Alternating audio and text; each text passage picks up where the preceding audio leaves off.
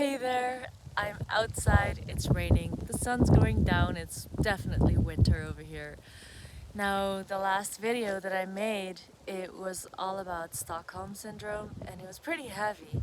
So I hope you guys are okay.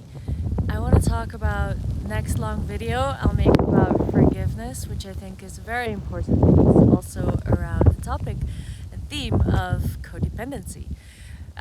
So I'll go a little bit deeper in that. But for now, just a short video. When I've talked about the Stockholm Syndrome to therapists and people who are really interested in these kinds of topics, a lot of people agree that when you understand it very deeply and like viscerally, like a lot of us who have complex trauma might really understand Stockholm Syndrome viscerally, especially once you are able to like define it. So you could look at my last video for that around the levels of Stockholm Syndrome. Again, trigger warning because it does go really deep. There's a lot of wind here, so I hope this is working. But yeah, it seems that the more you understand about Stockholm Syndrome, the more you can actually see that it's very common, very normalized in a lot of cultures, like especially Western cultures. And it goes very deep in our subconscious. It's ways that collectively we might ignore certain issues or topics, and so perpetration of violence or oppression is able to happen to people that we're not paying attention to, or that politicians are riling us up to see as other, to see as different from us, to like. And I can tell you, like, the psyche is so strong when we feel guilty around something, or we feel like we can't solve a certain problem, whether it's personally, like individually or collectively, and then someone just comes with a solution, like our psyche, like kicks that bucket. Or, I don't. It's not the right terminology, but our psyche just like goes, yeah, yeah, that's the answer, and it's like when we're used to ignoring really important issues that maybe they're not affecting us super directly, but subconsciously we know that there's something going on and that we really need to pay attention to it. But like a lot of us are used to, like through our families or our ancestors or our culture is telling us like, don't look at those problems, look this way, and it's like easier for us. So of course topics like racism going on or systemic segregation, things like that, especially when people start to feel like I can't do anything about it because I'm just a one person and I feel totally overwhelmed and I feel powerless and I don't want to look at how powerless I feel, so I'm gonna ignore it because here's this thing. And like anger is such a oily kind of feeling. I mean by that anger is like when someone riles you up, it kind of gets into, especially if as a society or individually we are oppressed in some way, which in a lot of Western cultures like we are, or in a lot of cultures where there's a lot of like oppression in families, like where like parents see their children as their property and that the children have to obtain a level of status for their family, or like yeah, if there's a lot of big consequences if you don't fulfill certain standards, then there is a level of oppression to every person, and that can already create collective Stockholm Syndrome like themes and situations. So one thing that I do that a lot of people have really told me off about is that I don't watch the news. I don't watch the news not because I don't want to know what's going on, but because when I watch it, I feel very viscerally that I'm being programmed. And it's very difficult for like someone who's not really thinking about that kind of stuff, like neurological programming and all of these things. They might not realize it at all. And even if you are super smart, it's very difficult to distinguish what information you're taking in. Yeah, like when I watch the news, I have to, after that, like deal with my mind that is like running after my emotions, and my emotions are super stressed, and the mind's running after my emotions saying, okay, we gotta fix this, we gotta fix this. Do you see how, I don't know, maybe I just went too fast in that analogy or that metaphor. But like oftentimes, so this is an advice that I want to give, you know, take it or leave it. You definitely don't have to listen to anything that I say. Like if you feel like it would help you or it resonates with you or your truth, then, you know, take the advice. But is that to find your information or whatever that you're needing to know about the world, that you want to know about the world, like let those be channels of communication where you feel like you can listen, and it's not like pushing on you, it's not pushing your emotional buttons, and it's bringing you information in a way that you can see that it's been thought about, and there's different kind of angles and perspectives to look at it, and it's kind of giving the opportunity for you to think about it, and maybe even to come to conclusions of your own that you would feel like, oh, okay, I can actually do something about this, or this speaks to me in this way, but that you actually have the space to think about something like that. And yeah, there could be lots of other things that I could say about how you want to take in information, but like, yeah, if you guys have channels of information or news that you take in such a way, then feel free to put it below this video to share with other people, because I think that there's lots of people that actually do want to be involved, but a lot of news channels are just so polarizing, like so polarizing. Yeah, and that's like where you get like riled up and your emotions go, oh my god, I have to, you know, and then your brain goes into like stress mode and like, I have to do something about this. And then God forbid that you get offered like solutions that your psyche goes, well, that's much easier than sitting here waiting to die, you know. So sometimes you don't even know at what level you're being triggered. Like I think it was 6 months ago or 8 months ago, the Dutch government declared that we're getting ready for war. Seriously, I mean, that really triggered me, and they keep on repeating what needs to happen for you to be prepared for war. And I just had to like go out somewhere and like scream and relocate myself. I'm having to do it right now as well. And to remember, like, also when you, if something like that should happen, God forbid, I know a lot of people are going through it already, that you want to know truly what your values are, how you want to treat people, and to not get kind of caught up and sucked into this narrative that does not have the same value system as you have. Like for me, one of my most important values is to see everyone as human, and that we're all trying, and that belief systems just differ across the whole world, but it doesn't mean that someone needs to be killed for it. That harming another being, be it human, animal, plant, is against my values. That even if other people are off, like doing whatever, I still need to be feeding the narrative and creating systems where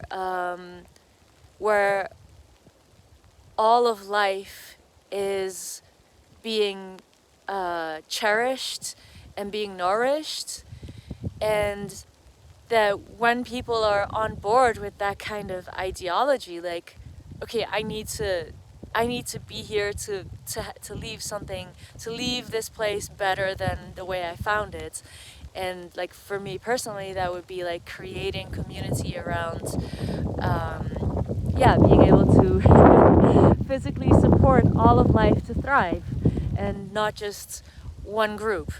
Um, and also to stop the cycle of oppression and superiority that keeps other people at the bottom and at the mercy of those who have taken more power for themselves.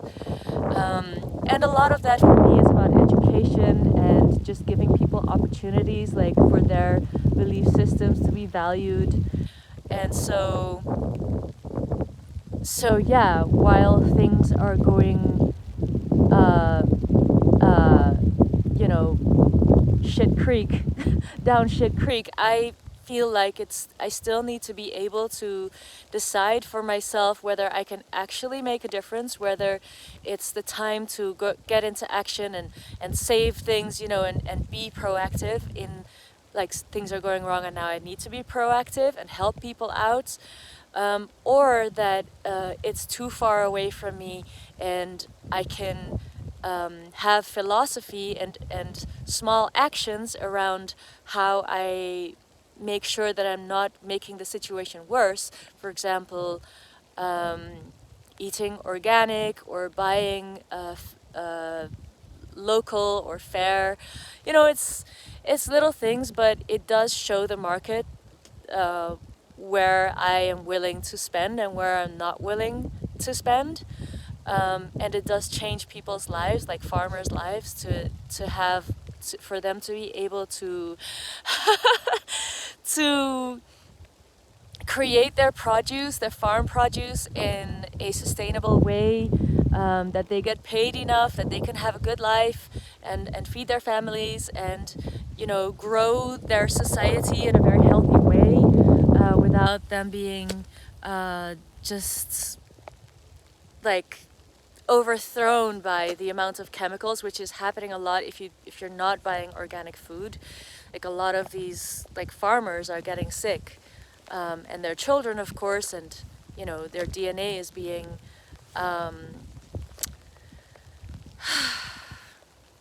is getting a lot of I'm thinking in Dutch and trying to put it into English.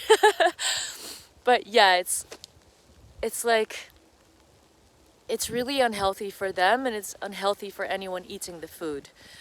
So yeah, that's one of the things about organic food, but also, of course, just supporting the people that create smart solutions, and just spending that little bit of extra and not spending it in the places where it might be cheaper, like on Amazon, or in the Netherlands we have bol.com. But those are just little actions that no one has to really, you just get that into your system and you don't think twice about it after a while, and it's like little bits of resistance. But then, oh God, what was I talking about? I was trying to say, like, about the news and creating alternative ways for life to be supported. And that when people start to decide, like, oh gosh, I don't want to support this oppressive system anymore, this post-colonial system that is actually not good for anyone.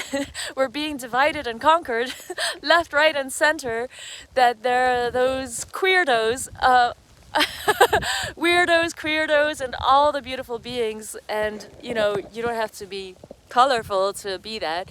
It's just like thinking outside of the box. Like, I don't agree with this box anymore. It's just killing everything, and I don't agree. And I'm gonna be over here creating different ways to do things. And yeah, for me, that's one of the ways, is like to create the pilgrimage. But I'm having to rethink the whole thing, because I have to do it with the realization of how much impact CPTSD is having on my life, and to just like make how I do it, and this is like my whole process at this time, through all of the learnings that I've been sharing with you guys, that I need to make the plates smaller, because I don't have that much energy, and I can do things well if I don't do as much. Anyway, that's a whole different thing. But it does have to do with like making that radical decision to calm myself down, and not to get swept away by everyone kind of screaming in culture, in the rest of the society, screaming at the top of their lungs like, we all need to be busy and we all need to be freaking out. Like, right, I'm not doing that. If I can help it, I'm not doing that. Because there needs to be a safe haven for all of us to return to, and the more of us that are doing that, the more of us can say, like, you know, gosh, you know, we are the majority.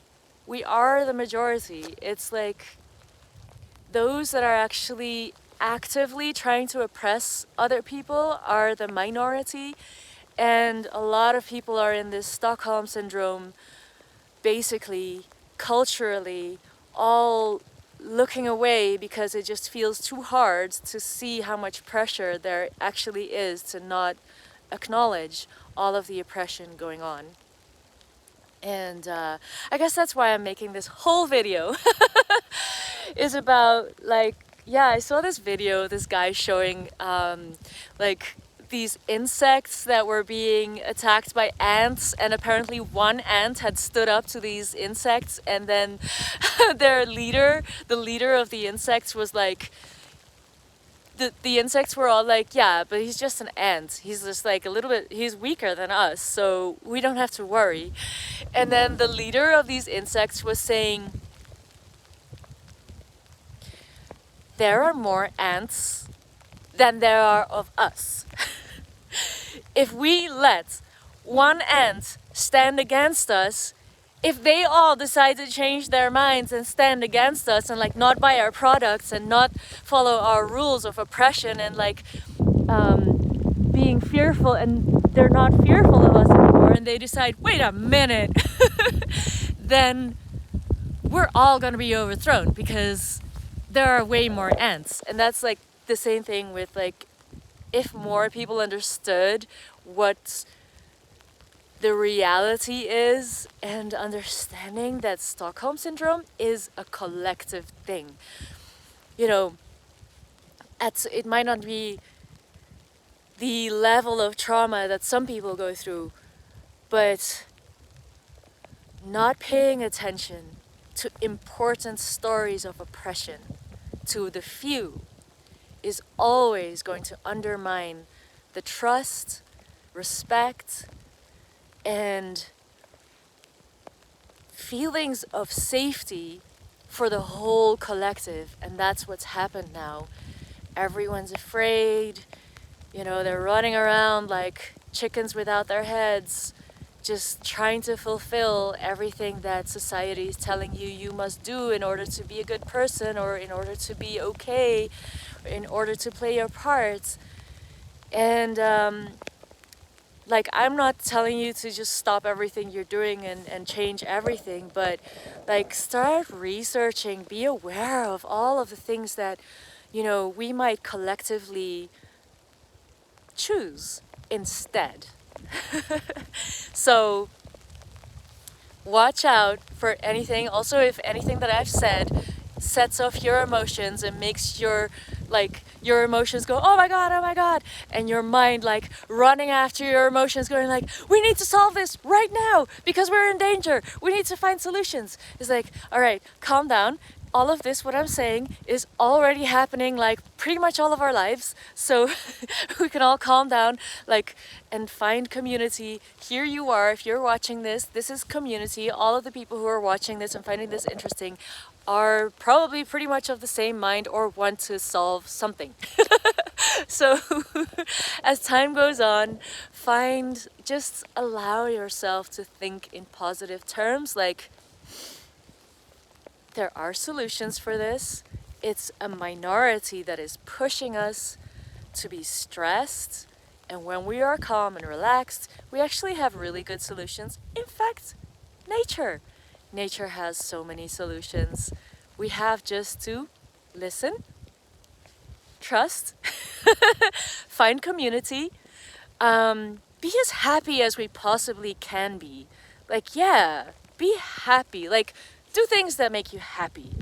And then, use that energy to say, okay, I'm going to change this little thing, I'm going to change that little thing, and I'm going to chill out, watch, see what happens, and I'm not going to let myself be stressed. And next video coming up will probably be all about forgiveness, and it will go much deeper into this topic. And I thought needed some little bit more lightness. I hope you felt a bit lighter, like, with this. Like, don't worry, guys. It's just been going on all the time. I'm just pointing at it and making you aware of it, and it's a big deal, but it's not like something you can do about it. It's just like a realization, like, huh, okay. And we are the majority. We are the majority. When our minds change and change comes along that you believe in, you're going to be like, I'm backing that up. See me go. Bye, suckers. Yeah. So I'm sending you guys all my love. Sun's gone down. Don't worry about the darkness. It's only treasure in the darkness. Yeah. All of the power that we thought we didn't have, it's all there. It's all there. So that's what we're doing on this channel, to build up your inner power. And I'm doing that. I'm not there like yet, but all of these things help. So sending you love. Bye. See you next time.